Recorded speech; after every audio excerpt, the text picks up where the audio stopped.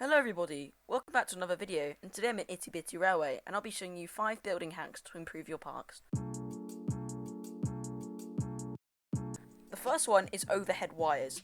Now these really work if you're doing high speed lines, and I've got my Paris section here with my French TGVs and they look so good, especially coming into Gare du Nord over here, so I'm going to show you how I built these.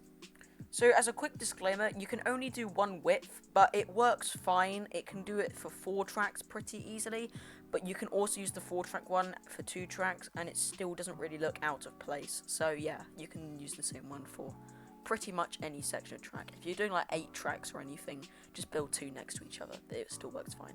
So the way this is built is by placing 2 flags next to each other. You rotate them, obviously, and you have to leave a 4-block gap in between, so enough for the trains to pass through under. So that may look a bit big, and they have to be grey or any other shade of grey, just to suit overhead wires in general, but that's what you want to start with. Then grab a pair of buffers and simply place them inside of the flags like this. This will support your wires.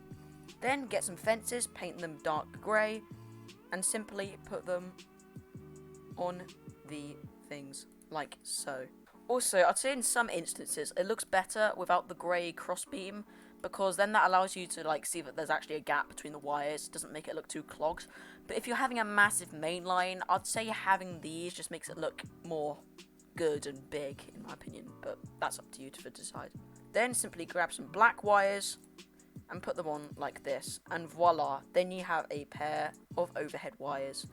Now you can simply expand them along your railway. I mean, you can't really do them on slopes, so just leave it on flat track, but it works pretty damn well. It actually looks really nice.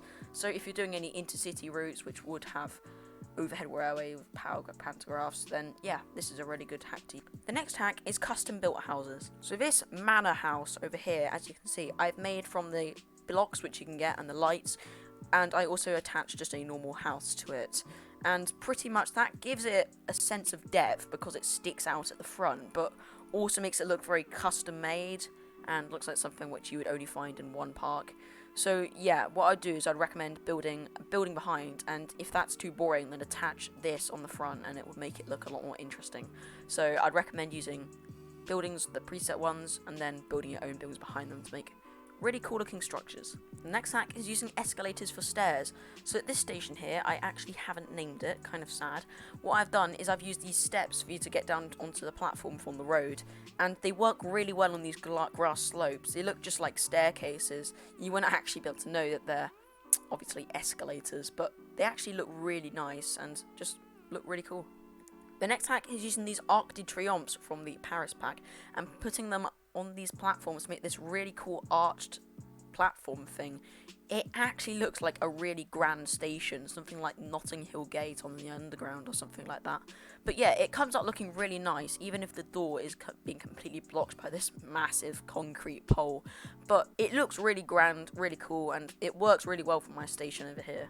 My final hack is a really unnoticeable one, but actually looks really good when you can see it up close.